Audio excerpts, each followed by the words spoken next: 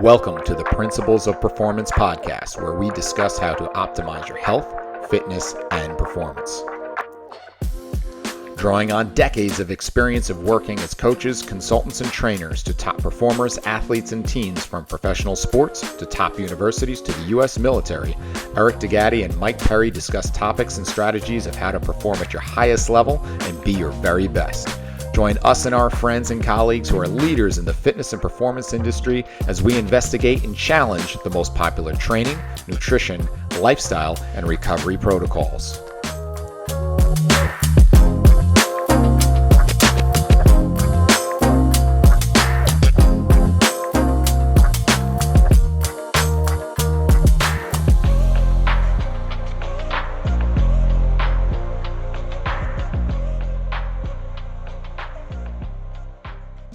And away we go. Here we are with the Principles of Performance podcast. I am your host, Eric DeGatti, along with my friend and co-host, Mike Perry. We got a different one today, Mike. It's just me and you, some quality time together.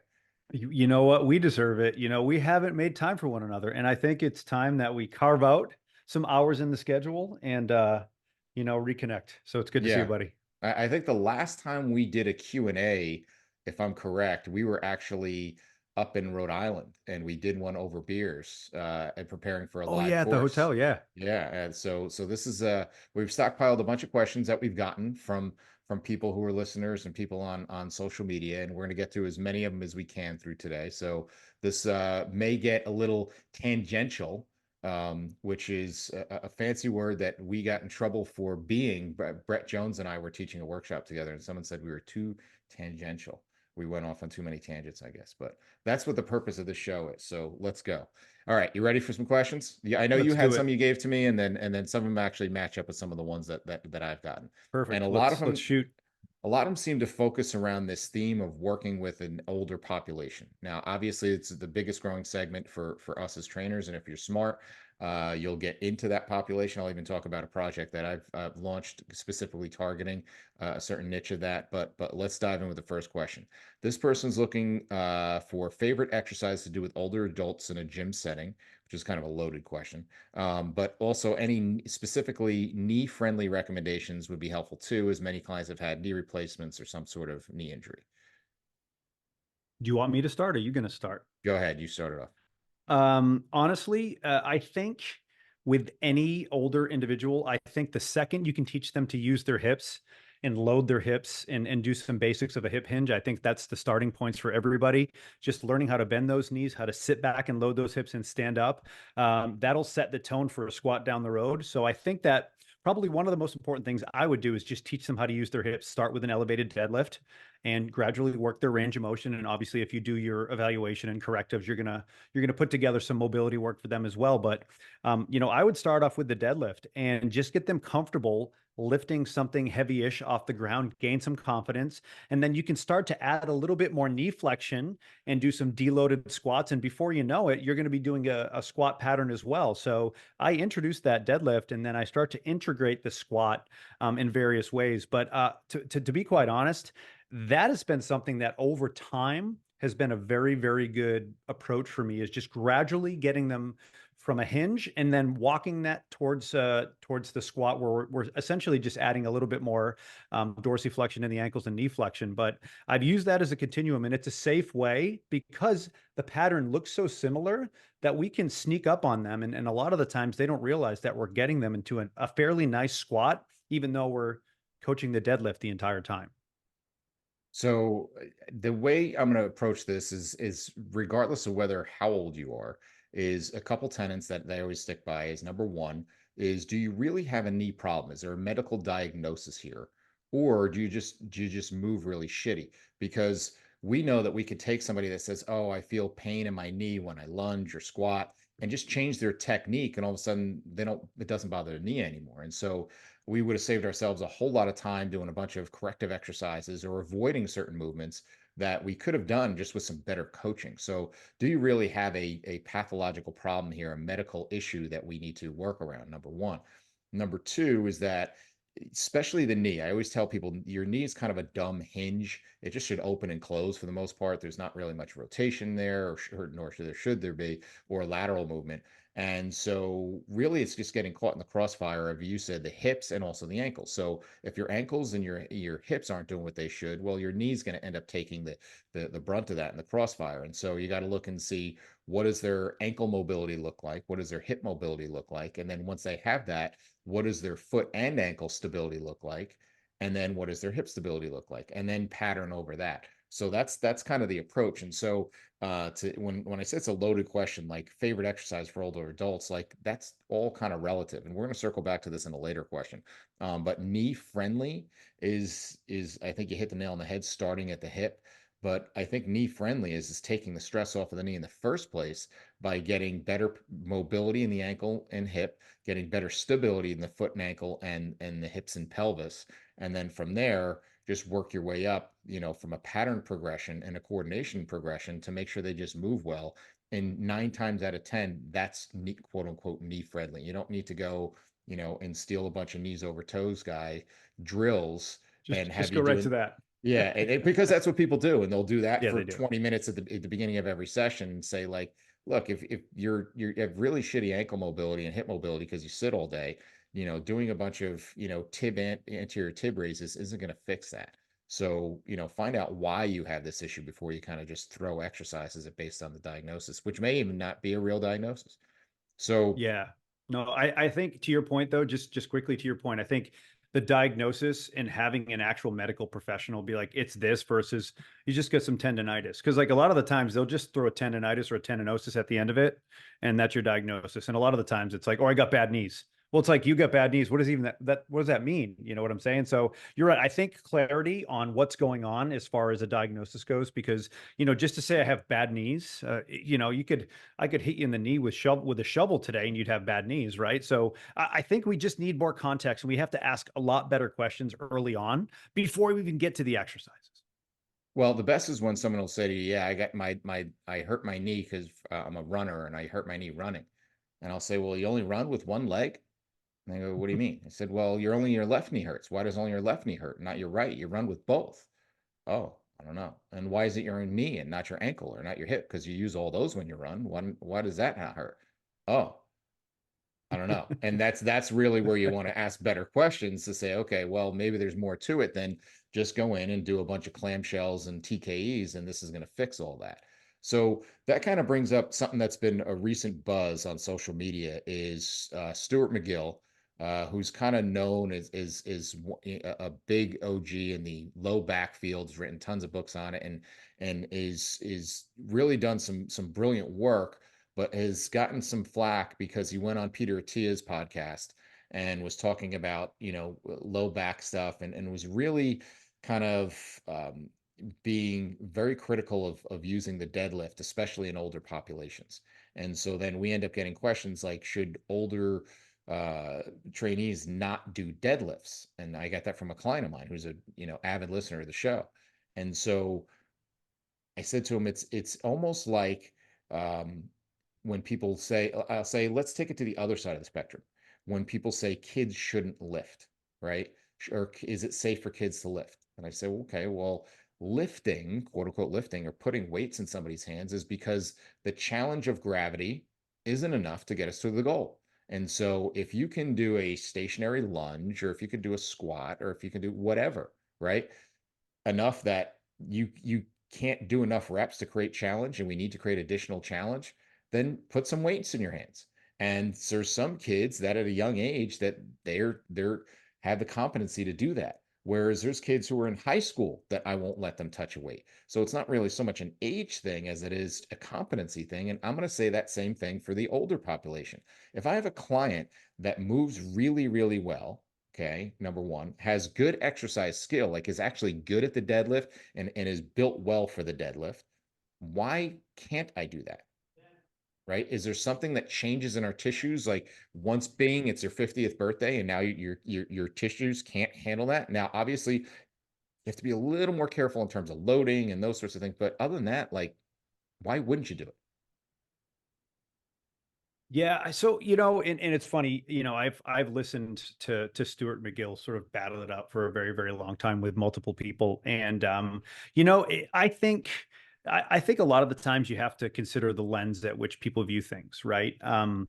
You know, we don't know how many people have good coaching, bad coaching, and low. A lot of people, what 80 some odd people, 85% of the population is going to have low back pain anyway. So think about, you've got 85% of the population with low back pain, and then they start to deadlift, and most likely it's not going to go well to begin with. So maybe what Stuart's saying is, hey, maybe based off of the lens that I see things, it's not the best choice. But with that being said, I think we just need to do a better job at learning how to teach. I listen. I've been teaching hinging and deadlifting for a very, very long time, and I can honestly tell you, I would say more than half of the coaches that I've seen out there do not know how to teach a really good quality deadlift. They just don't.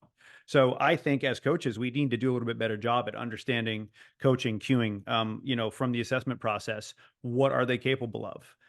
But here's the way that I look at it. I think that having the ability to lift a heavy-ish object off the ground safely is a pretty good skill to have.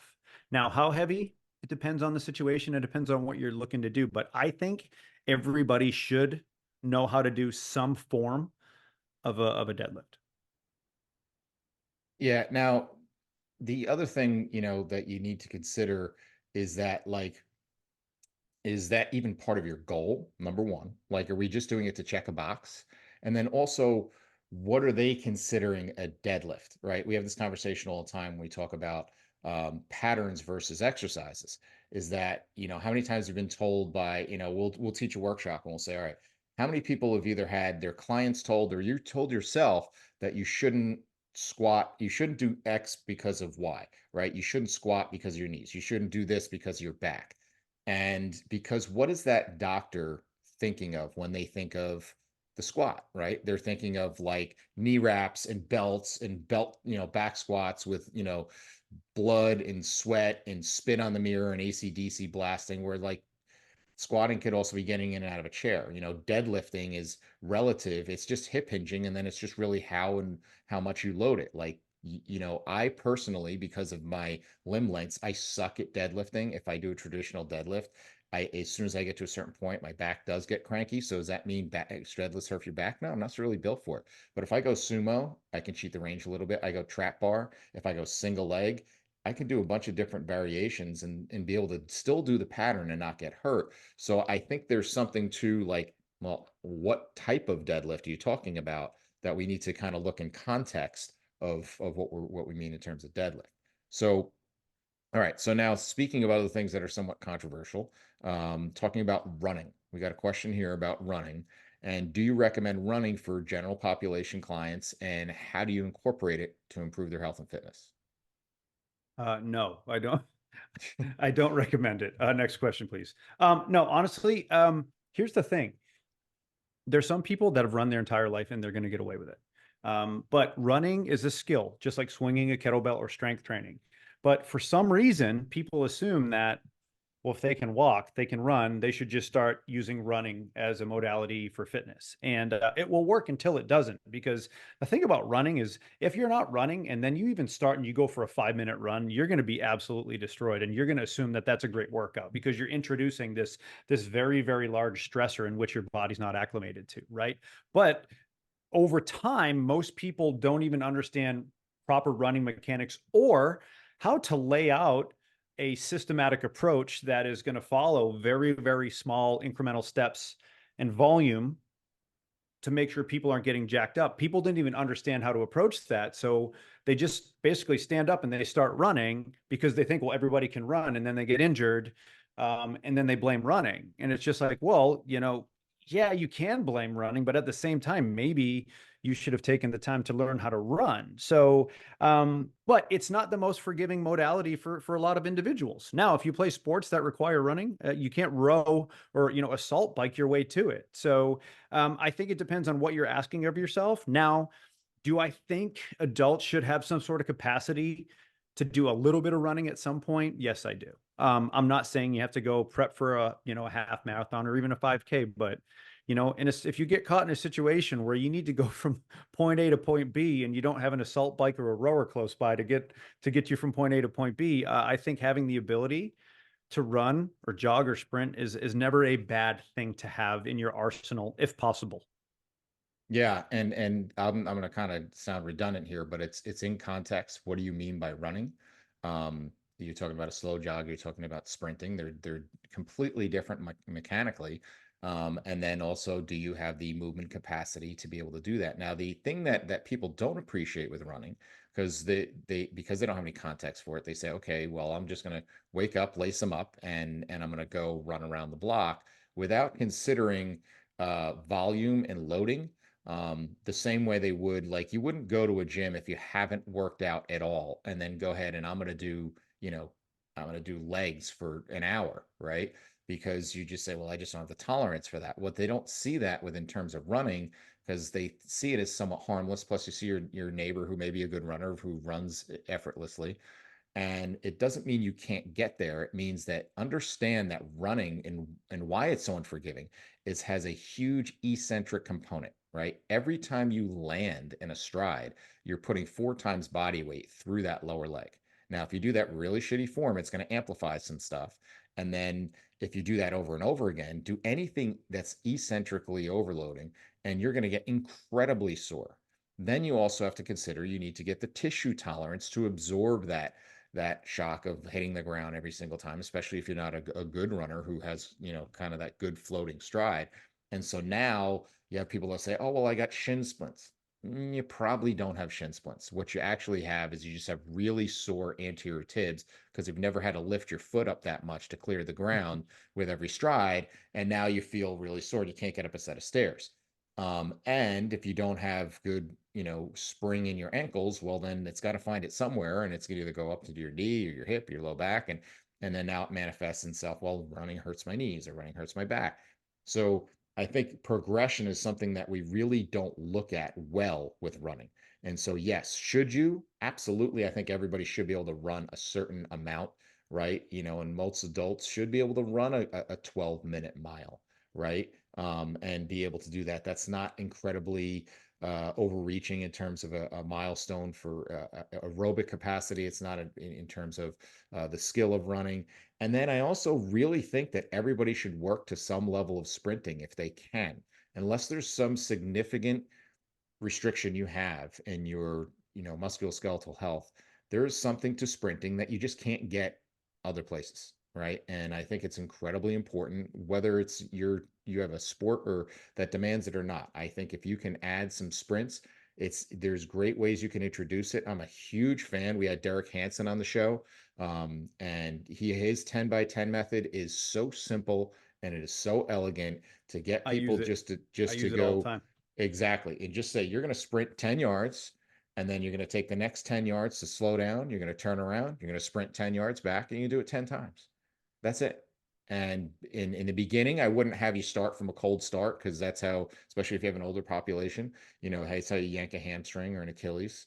Mhm. But do a ramp up for 10 yards, sprint for 10 yards, slow down for 10 yards. You don't have a lot of deceleration. You don't have any sharp acceleration, and it is incredibly important. And there's something invigorating as well mentally, just to be able to just move and run fast, right? Even though you're not maybe even running that fast, for you to feel like you're really running fast, I think is something that is important. So yes, in terms of running, I think it should be, but not in the case of, hey, I want to burn some calories, go out and for a half-hour run. You got to understand that has to be in context. Well, I think the nice part about that too, Eric, for older populations is, even if an older individual is sprinting and it doesn't seem fast, as long as the effort's there, they're going to get the neurological adaptation, right? And that is going to, that's what's going to also keep them sharp as well. Because if you think about sort of motor unit recruitment, especially with older individuals, we know that we lose strength and power as we get older. Well, sprinting is going to help with overall motor unit recruitment, right? So as far as from a neurological standpoint, staying a little bit sharper and having a little bit more power, being able to coordinate and move quickly, you'd be amazed at how that can carry over to whether it's catching yourself, falling off of a curb, or catching yourself when you're slipping on ice. Getting the body acclimated to moving quickly is never a bad thing. So I think incorporating it with older individuals is something we highly recommend. Just listen, exercise some common sense before you go ahead and start just hammering people with sprints. Because that literally is a recipe for people getting jacked up. So that kind of lends itself to our next two questions that we have here. Um, that one is that we have the question about what are some non-negotiable things if you're dealing with older athletes slash weekend warriors? Like, what are some of the key things on that checklist? Um, I think one of the things that I try to do early on, and I mentioned this, is learning to load their hips. I think is important. I think restoring their deep squat as quickly as possible. Now, for some people, that's a month. For some people, it's not. But having the ability to eventually work towards a nice, deep squat, and there's several different ways to do that. But those are non-negotiables for me. And I think if you can get and work your athletes or any of your clients to the point where they can do, 10 to 15 perfect push-ups and even 1 to 2 body weight pull-up variations, I think those are incredible goals to work towards because if you can do those well, I think literally you'll have a much easier life in general because you're going to be able to manage your own body weight and you're going to be able to exercise your joints through a full range of motion via that squat. So I think those would be my non-negotiables.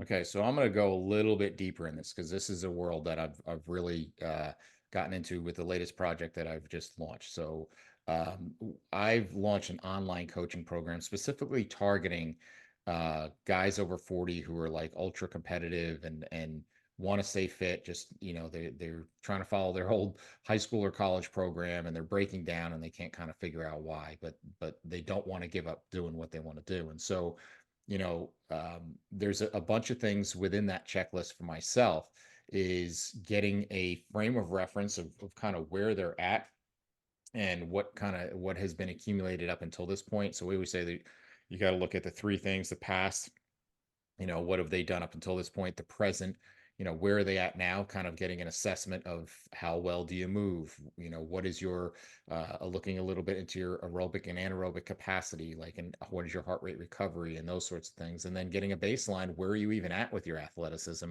so we have a direction of where we go. And usually where there's that big drop off, and you mentioned it, if you look at the stats every year after 40, we drop off 1% muscle size. And that's why it's so important that we do whatever we can to train for hypertrophy, not necessarily so we get jacked at the beach. That's just a nice side effect if you can get some of that. But you lose 3 to 5% strength and power and 8 to 10% of speed and explosiveness.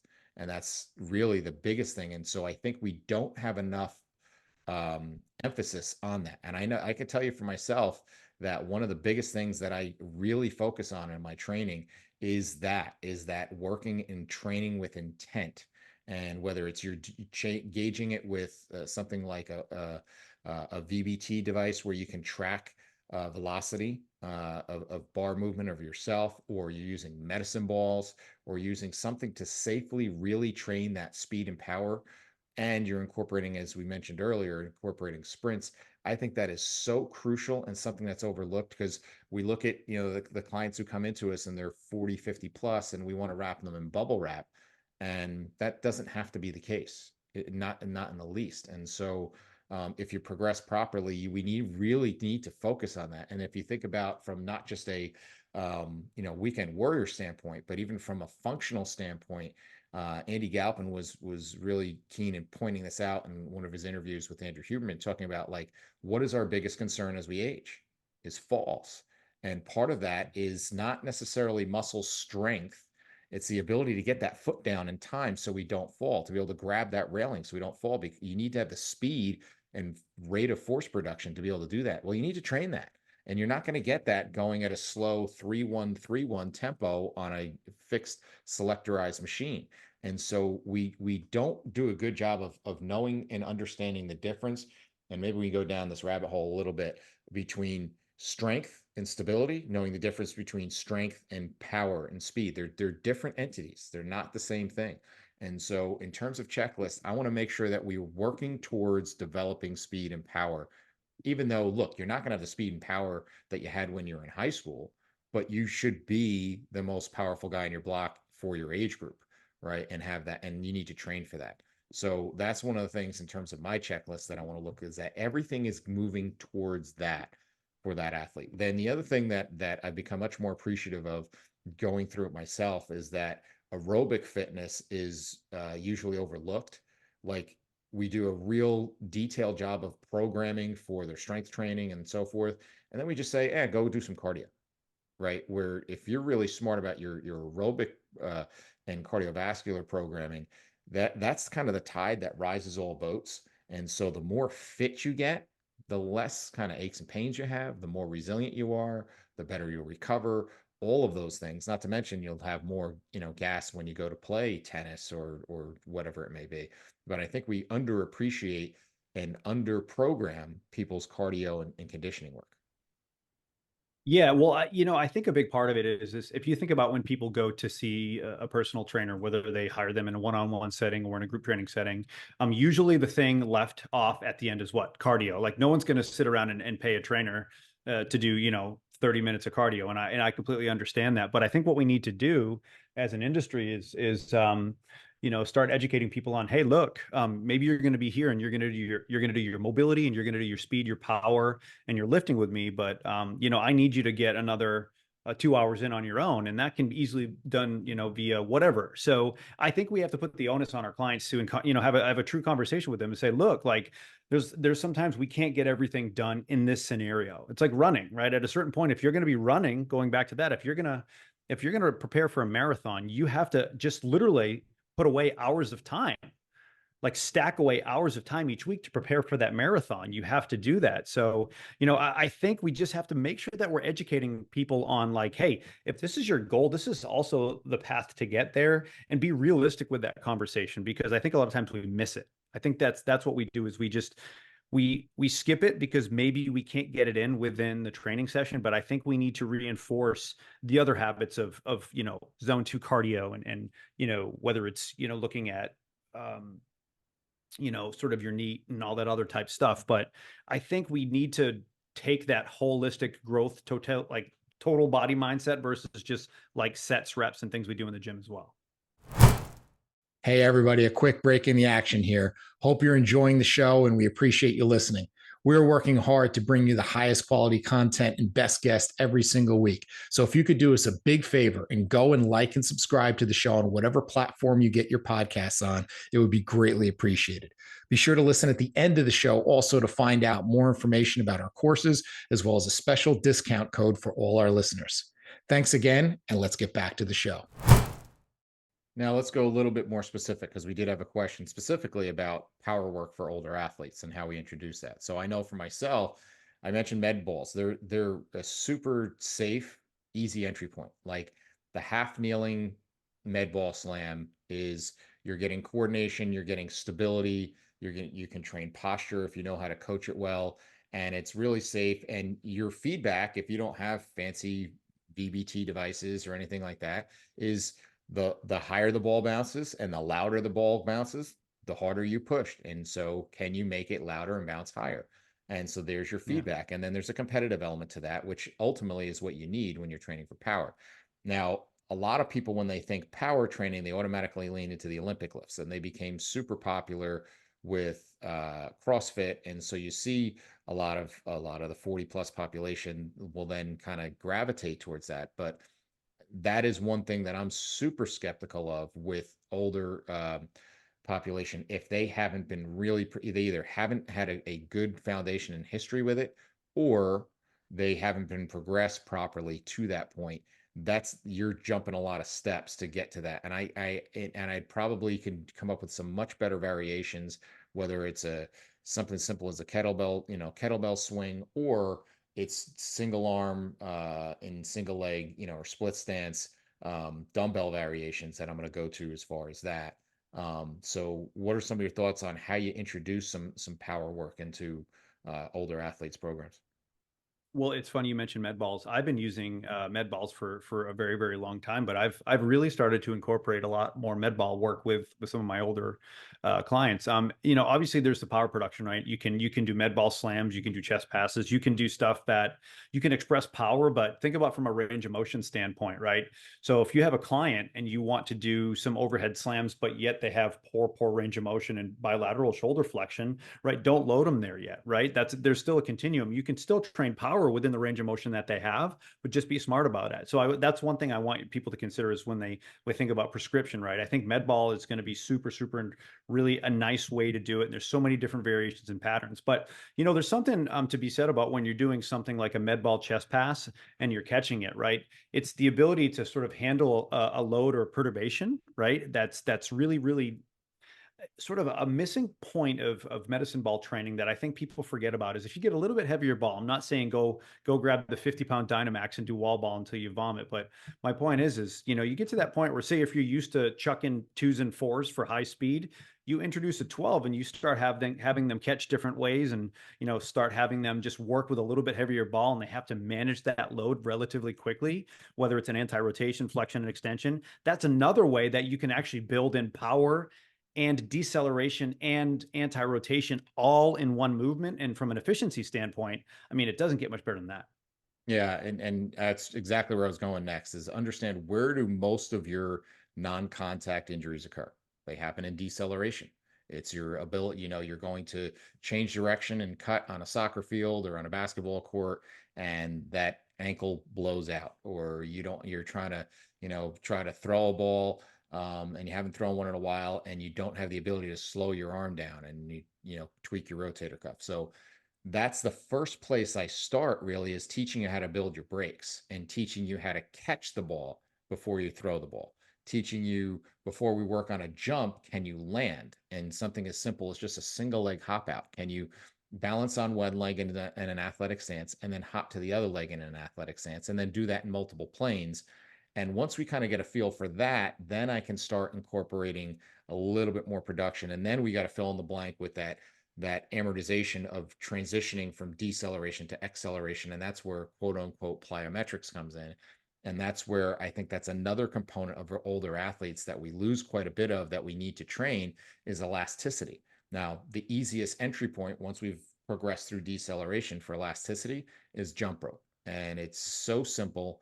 And there's so much to be learned from there if it's coached well and teaching them little things about landing light, getting up on the ball of your foot, posture, keeping a straight line from your ear to ankle, creating rhythm, landing in the same spot every time. Like these are all the rules that I'm giving somebody when they're doing that, learning about efficiency, making it look and feel easy. All these things have incredible carryover, plus builds great efficiency or elasticity, I should say, in one of the areas of your body where you get the worst blood flow, which is your Achilles, and getting that so you're not the guy who blows out his Achilles just trying to run out a ground ball at your men's softball game. Yeah, no, I mean, and I think you definitely mentioned, and that was huge, but jumping rope is probably the lowest form. And you just get those little bounces. And to be honest, even some agility ladder, right? Some very light agility ladder, especially if you pick drills where people are on the midfoot a little bit, you can build some elasticity and you can actually get some different types of tissue loading, whether you're doing like icky shuffles or crossovers, right?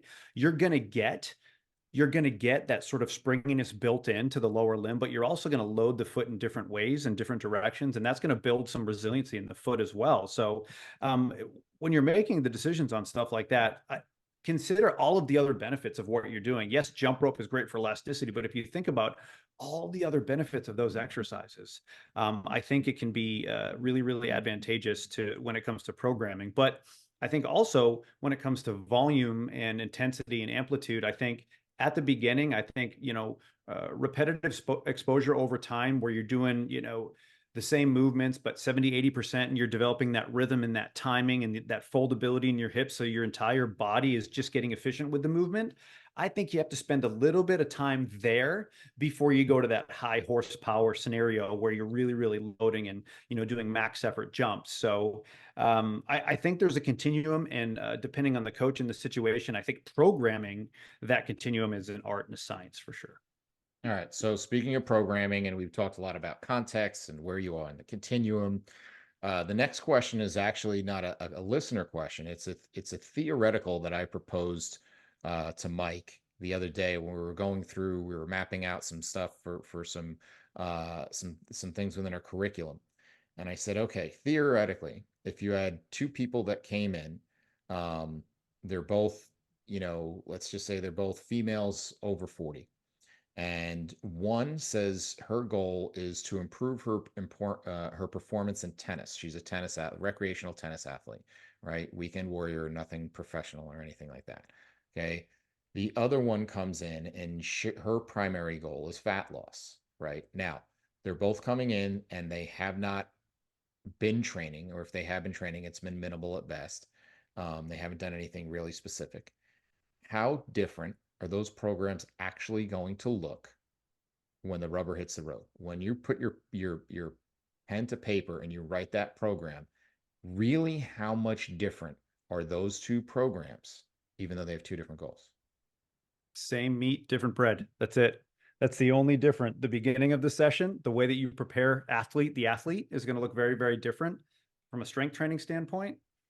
The meat, we're going to push, pull, we're going to do our basic patterns. And then at the end, the individual that's looking for a little bit more fat loss, GPP is going to do something a little bit more joint friendly, something that's over time. Whereas I think the athlete is probably going to do something a little bit more performance oriented. But the meat, honestly, the meat's the same, man. The bread on either side is different. And I think that's the thing that people truly need to understand when it comes to getting someone strong.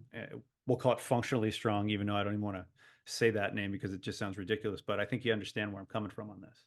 Yeah, and that's a great way to put it, is that analogy that you use. Because what's going to happen immediately with the vast majority of trainers is they're going to take the fat loss person and they're going to immediately do hits and tabatas and all that stuff because they think that's going to burn more quote unquote calories, right? And they're going to do, bicep curls and mirror muscles. And and on the other side, the other person's going to do nothing but speed ladders and attach bands to their tennis rackets and do everything rotational med ball throws, and it's going to look vastly different. Where at the end of the day, they really should look somewhat similar, because if you really paid attention, they're both coming in at the same entry point. We're not talking about an advanced tennis athlete. We're not talking about taking Serena 10, 15 years into her career, who's got a huge training base underneath her.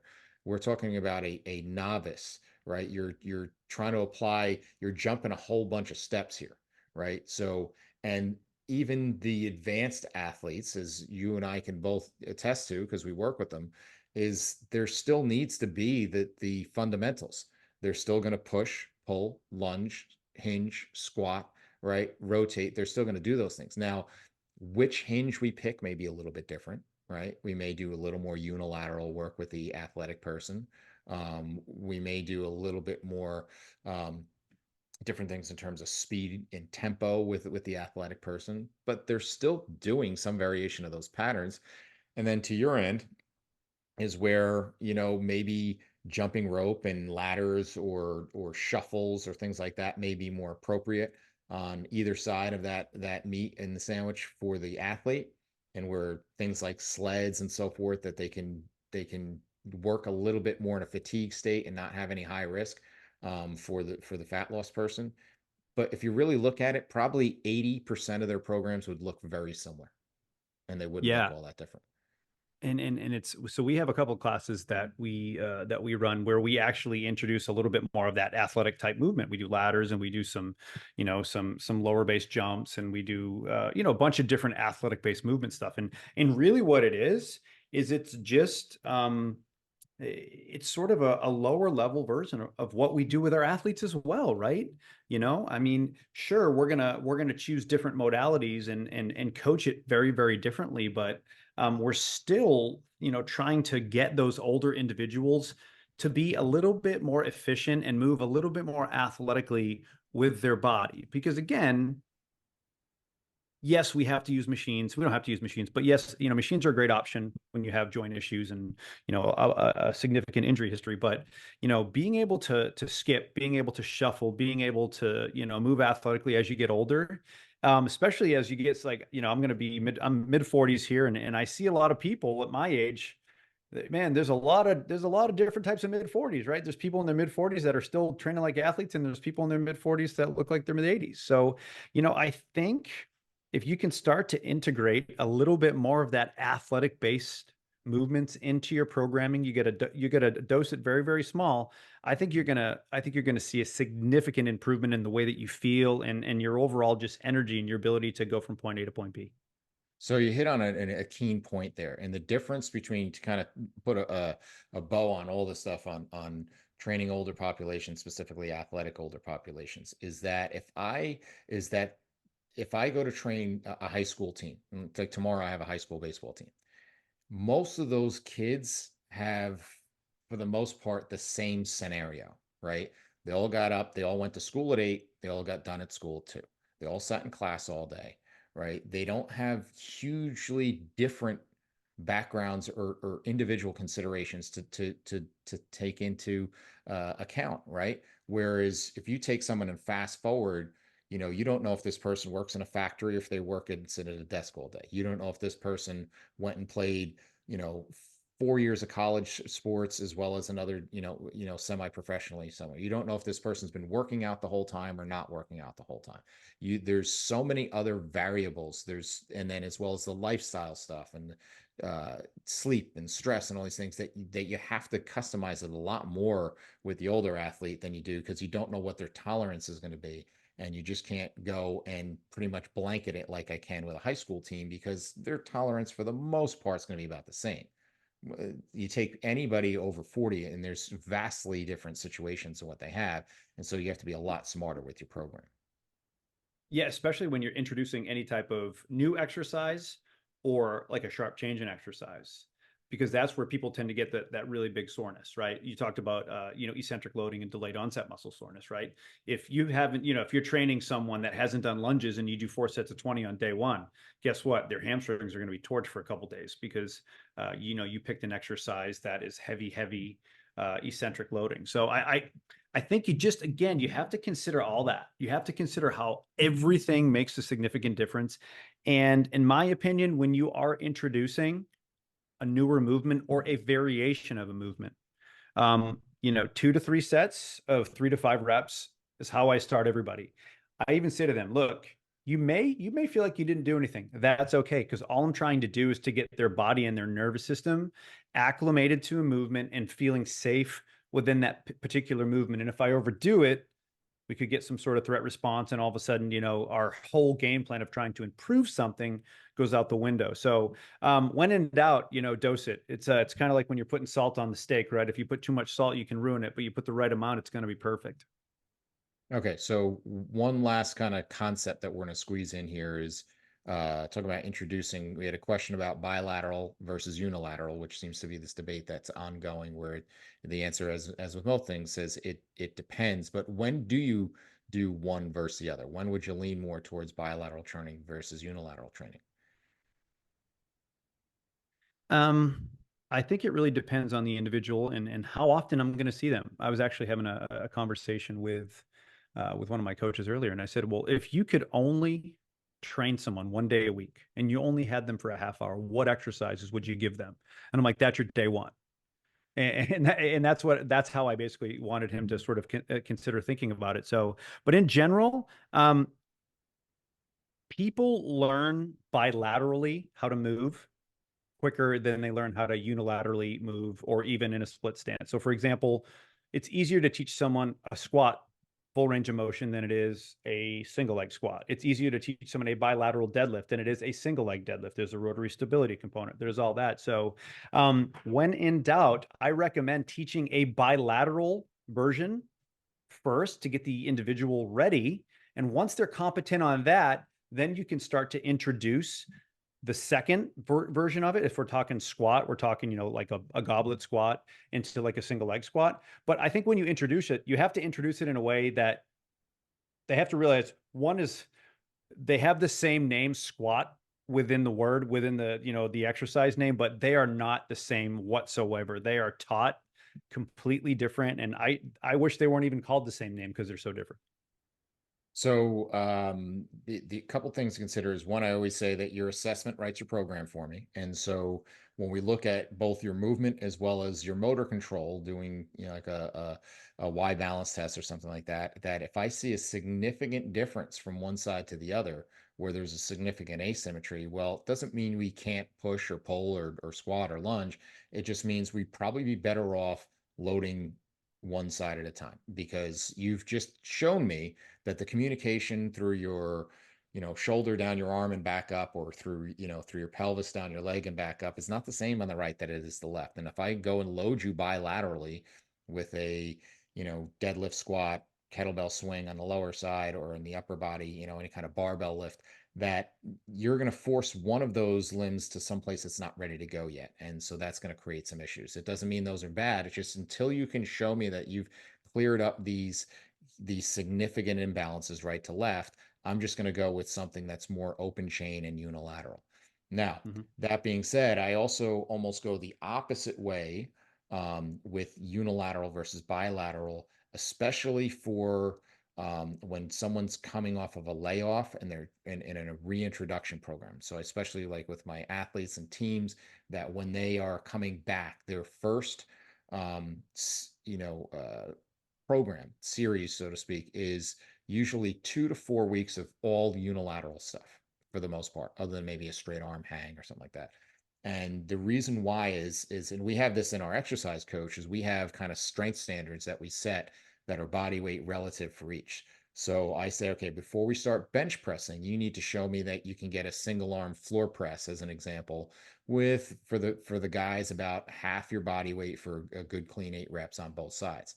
Now, if you got that one side, I can get 6 on my right, or get 6 on my left, but 8 on my right. Well, that's why we're doing what we're doing. Once you can get 8 clean on both, then we're kind of ready to start introducing the barbell stuff. And the same thing goes, and we'll find out, we'll clean up a lot of these asymmetries by finding that. Plus, it creates just naturally better coordination, core stability, all of those things that really lend themselves well to when we do start doing the bigger bilateral lifts. So that's, I almost always start with unilateral training, especially for my quote unquote trained clients that are just coming off a layoff, or even we've been training, and we're going to do just a 2 week block of just unilateral training, just to kind of reset the system and do a little check in. And the strength program almost becomes an assessment in itself, because then we can say, wow, my right leg's way different than my left, or my right arm, I can't get as much as my left. And we can use those 2 weeks, 2 to 3 weeks to clean that up. Yeah, no, I love that idea because if you think about, like, if you look at all the lunges and the split squats, a lot of those we can say they're in a similar family, right? But because they're all basically split stance exercises. But if you think about, progressing from a single leg squat, you starting with a bilateral squat and then changing it to a single leg, it's very, very different. There is no sort of easier version of a split stance or a lunge. I mean, yes, you could do step ups and everything, but I think I like the way how you presented that, though. You can clean up the asymmetries a little bit, whether it's split squats or isos, or supported isos or reverse lunges. But from an athlete standpoint, absolutely, I love that. That's a great way to look at it. So one more that ties into that is, you had a question someone sent to you about how do you actually start incorporating single leg training?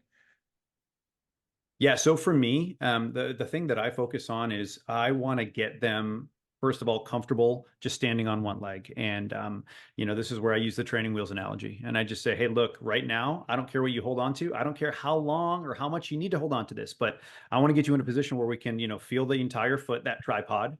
And then just have a soft knee, and having them sit back just a little bit and just hanging out in that single leg stance. And again, I'll have them hold on to a cage, a dowel. I really don't care. I want them to feel as safe as possible.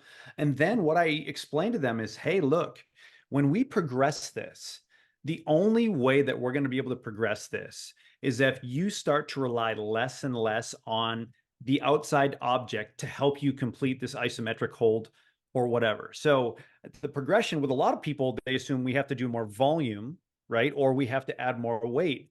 But with situations like this, which is what I call training wheel situations, you have to rely less and less on the training wheels each time you go out and try it. Because if you don't think of it in that way, saying, hey, I got to challenge myself, I got to not use this as much, that's the simplest way to do it. And I think with clients, as we progress, that's the thing we need to teach them is, hey, look, you're getting better at this. Yes, we can add time, but we also have to really have a good conversation about how much are you truly using your hands to execute that position. And that's another variable that people never really talk about. So two things I'll add to that would be um, is number one, creating awareness. Like you talked about the foot and the tripod. Okay, you're gonna grab the ground, heel, pinky toe, big toe, and then set that tripod and understand how that's gonna set your entire lower leg and then kind of steer your knee, because the big mistake we see people make is their knee collapsing into valgus, and then everything kind of goes to hell after that. And then getting your hip to stabilize the upper leg. And then so once they kind of understand that and do that single leg stance, how do we exemplify or exaggerate that that awareness is do like some RNT, reactive neuromuscular training, where I can just do that manually. I can just have you go into that single leg athletic stance, and I'm just going to go with my fingertips on either side of your knee, and I'm just going to poke right, left, front, back, and I'm just going to do those. And I need you just with your eyes forward, just to kind of don't let me win. And I'm just going to poke. And what you'll notice in the beginning, people make dramatic corrections, and that's what makes them fall, makes them struggle. And then when they notice to make more fine, more refined types of corrections, they don't make these big jumps, and they get more and more solid on that single leg position. And so that will then transcend into everything you do single leg, because now they have that greater awareness, and also they have that better reactivity to get within there. And now I feel safer loading them, doing different things. Now, the other big question, and this is somewhat semantics, but what some people call single leg training, I don't call single leg training.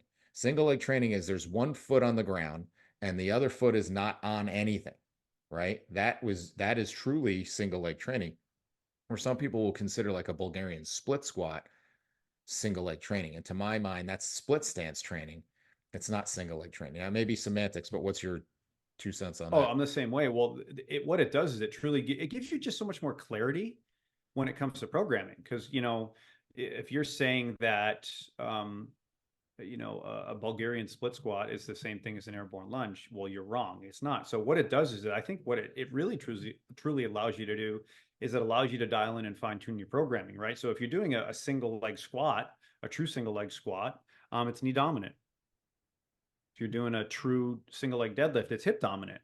So that allows you to categorize things a little bit more clearly when it comes to looking at your entire programming. And if you don't have that clarity, then you may end up getting too much of one thing. So I absolutely think you need to categorize that as a true single leg versus split stance and bilateral. I've always categorized it by the three. I've never done just the two. Yeah, and because of that, if you're looking to increase someone's single leg competency and you're doing that via a split stance exercise, then you think that's going to have carryover, which I'm sure it does have some, because we're not saying one's better. You just have to understand what is one improving versus the other. Yeah. Is you I then you can basically say, well, then wouldn't bilateral improve it as well? Right? Because you're loading the foot, you're grabbing the ground, you're doing so forth, you're building quote unquote strength, but it's the patterning really that we're looking at is, can you stabilize over this small base of support and reorganize from the foot to the hip to the pelvis to the spine over that small base, and then be able to absorb and control and produce force out of that position. And that's not going to Mm-hmm. be the same as when the other foot is anchored onto something.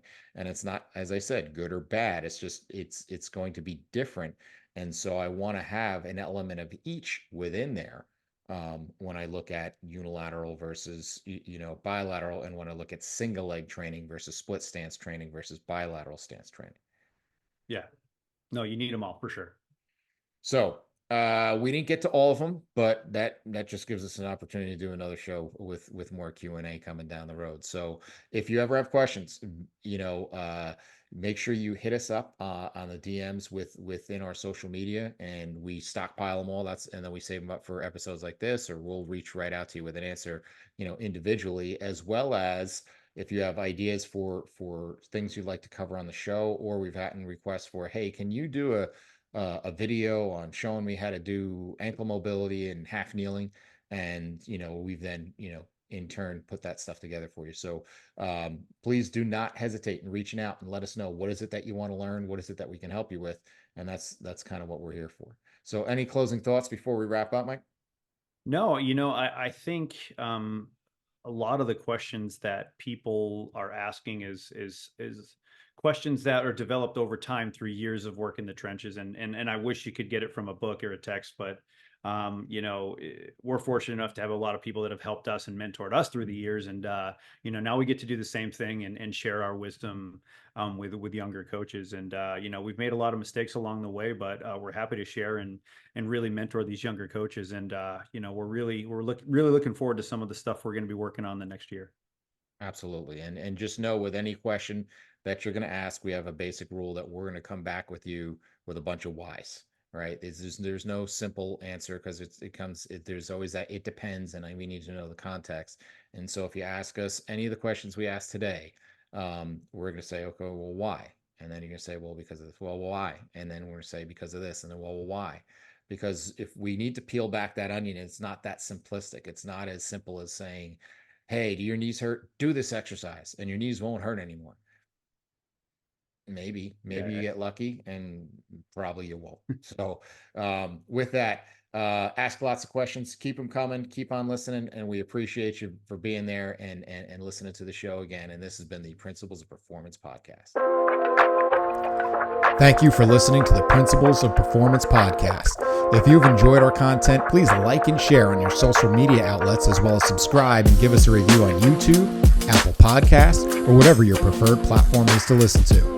For more information on the Principles of Program Design courses and workshops, visit us at www.principlesofprogramdesign.com and follow us on all of the social media channels where we post new content every day.